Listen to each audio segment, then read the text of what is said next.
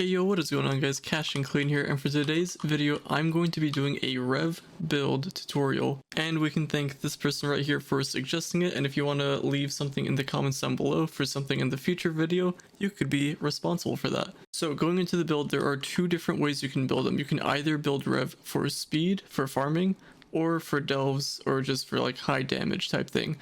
And I'll show you how to do both actually. So if you want to farm with Rev, what you can do is throw movement speed with attack speed on your character like I have here. Ignore jump, you'd want to replace that with magic find.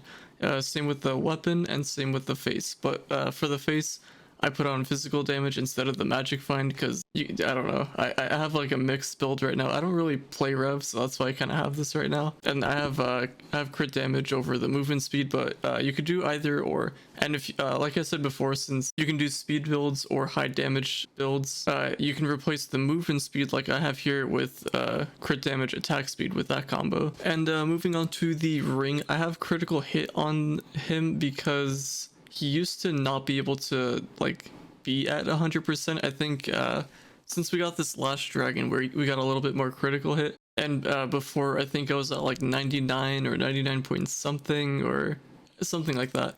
And also just a quick note, a lot of you guys have been asking how I have so much jump. I have everything in the game, and with that being said, that means I have all the dragons, and dragons give you stats like permanently.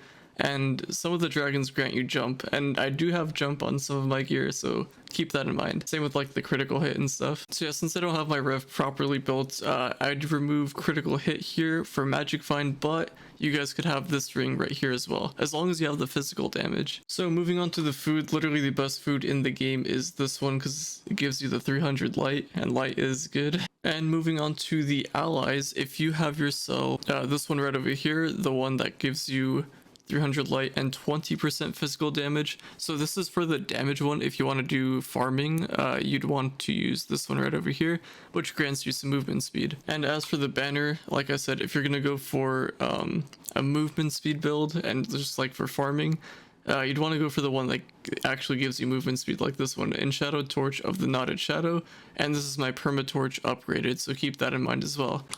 Alright, so moving on to the flasks and emblems. Ignore what I have right here. So for farming, this is something I would probably have right here. I'd go with the martial emblem for the physical damage buff, conjurers for, obviously I have a lot of magic finds, so I can just spam Q, and I can just keep getting my flasks over and over, and just to, you know, activate my trailblazing to get that extra bit of movement speed. And if you were to go for an all-out damage build, you could keep everything the same, probably move that over to death defying, and then move trailblazing over to something like this, which deals physical damage. But it is totally up to you depending on what type of build that you want to go for. And as for the subclass, like I said, if you're farming, this is perfect. The Lunar Lancer subclass is also perfect. That's gonna be it for the gear. So now let's go on to the gems. So for the big ones, if you have Berserk Battler, this is really good for, you know, damaging. But if you want to farm, you want to use Vampiric Vanquisher. That's for the cosmic. For farming, Pyrodisc is perfect, but Pyrodisc is just perfect in general. So if you have one of those, I'd highly recommend that. But put those on your farming characters first.